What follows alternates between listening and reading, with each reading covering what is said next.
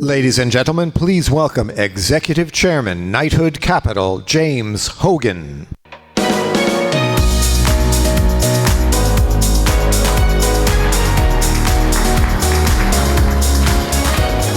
Well, good afternoon, everybody. It's great to be here in London, and it's a wonderful opportunity to be working with my good friends at Skift.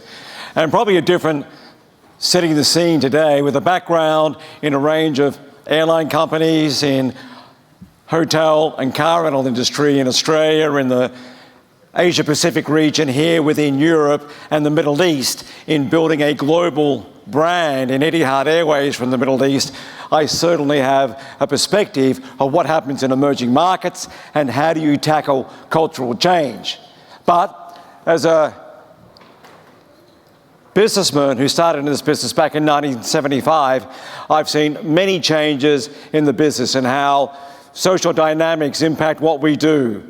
As a former airline CEO, the threats of environmental and climate change, the way you're looking at the positioning of your business, how you look at aircraft acquisition, and how you look at efficiencies in your business. Globalization, economic contribution, a key driver of emerging markets. How do you position yourself and how do you ensure you achieve economic development, the catalytic effect into the economy of a country that is getting off their knees and running?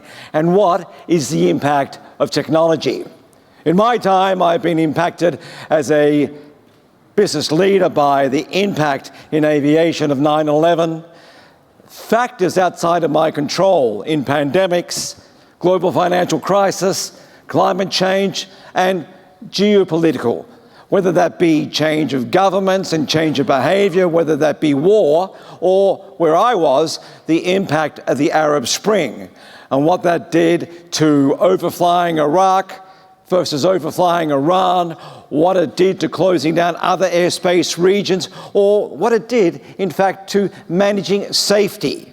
Because a fundamental for any CEO is the protection of the guest, protection of your staff, and obviously the protection of the reputation.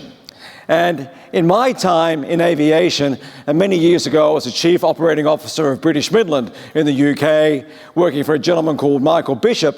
Probably the biggest change that we saw was what Ryanair on the Southwest model did to the aviation model of creation low-cost airlines. And that had a major impact on the way that legacy carriers, brand carriers have repositioned themselves, especially over the past 20 years, where today their cost base, their focus on ancillary revenue, especially in short haul, isn't that far away from the low-cost airlines. Next generation aircraft, you've seen the end of service of the A380, because today 4-engine aircraft aren't efficient anymore.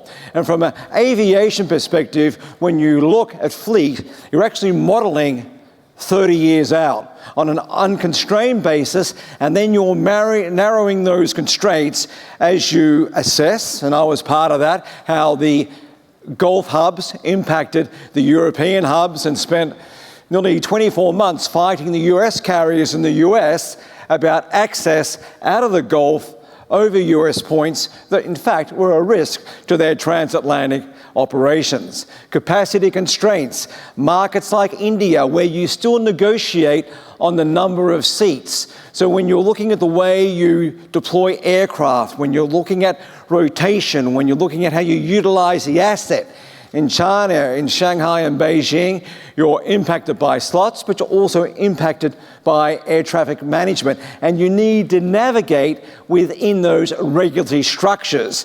And it's a business where any aviation CEO you talk to, you had Alex Cruz here the other day, there are so many factors out of your control. In car rental, as the Vice President for Europe for Hertz, I knew my parameters.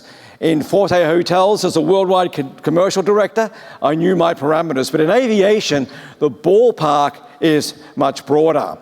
And where that's got the industry today is how they continue to look at growth, how they work within a highly competitive and fragmented industry, and a challenge on rising costs, whether it's people cost, whether it's more structured enterprise bargaining agreement environments, or, as we're seeing today from the aviation perspective, where the impact is in regard to fuel.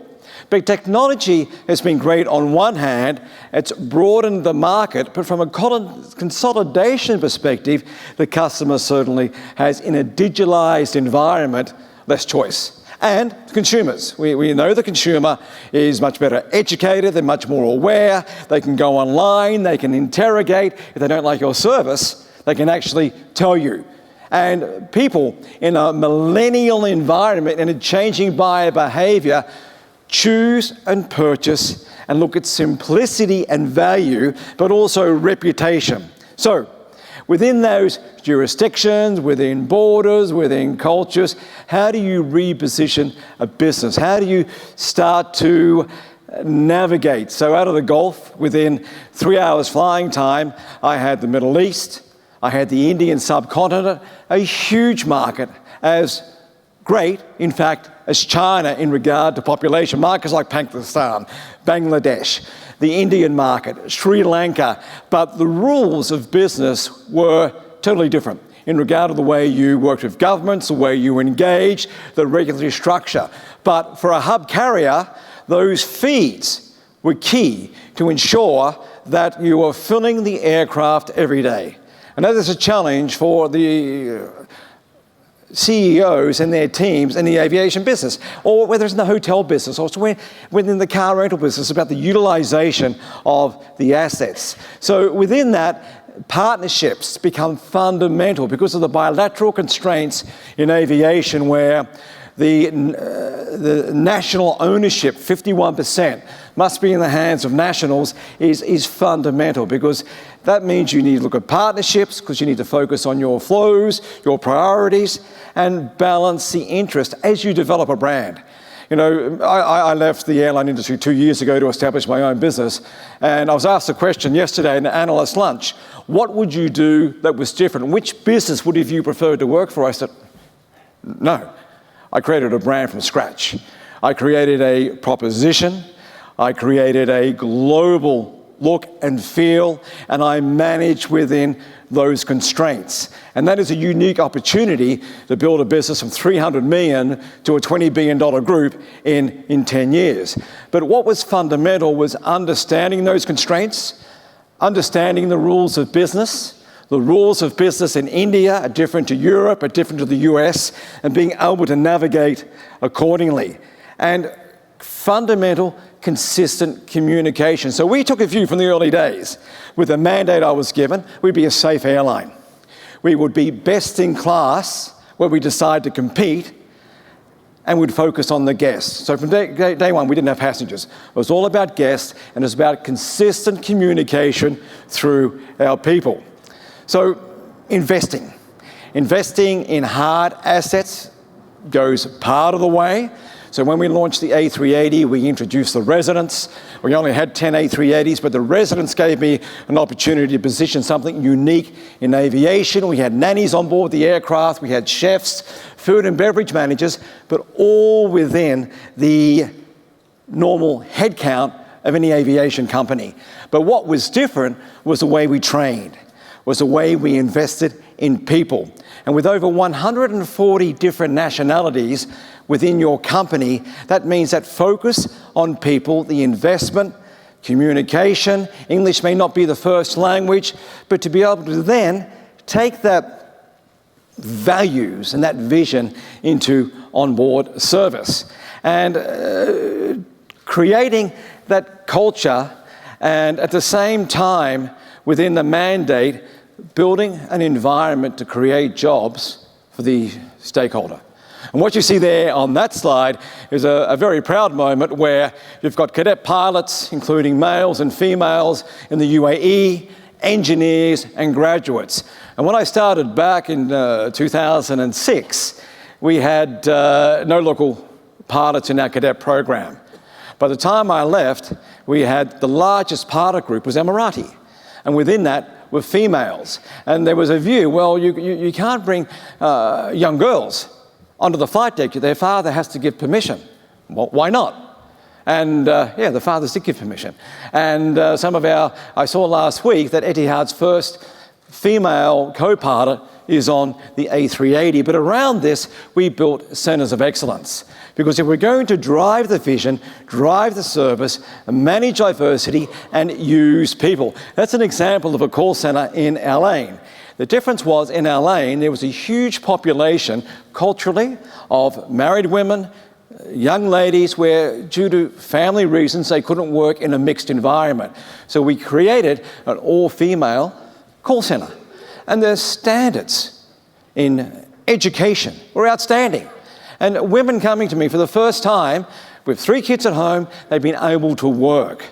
And it's about embracing the culture, embracing the rules, and finding solutions. Because in all our businesses, we have a very mature market in the US, we have a mature market, Australasia, Asia Pacific, Europe, but the emerging markets of Africa, the emerging markets of the Middle East, of the Indian subcontinent, present huge opportunity, and it's how you unlock that. And in managing an organisation with over 140 different nationalities on 6 continents of the world, that vision, that language, that investment in people was fundamental. Training, retraining, building on how you create jobs for the country.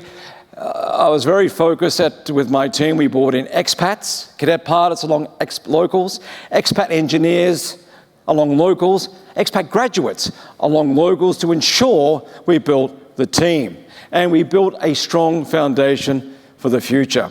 So in this business, certainly it is about having a global brand, having a global vision, but translating that into all your operating markets. And we flew to over 100 cities of the world.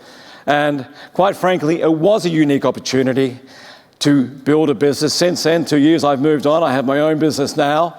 But the opportunity from joining the airline industry back in 1975, in fact, as a management trainee, checking in people, no computers, checking in the bags, to being able to head up a global carrier was quite a unique story. So once again, I wanted to give you a sense. My focus is very much the Indian subcontinent, Middle East, and Africa. And the opportunities, the calibre of people, the interest of government is huge. Have a wonderful time with the people from Skift, and thank you for your time.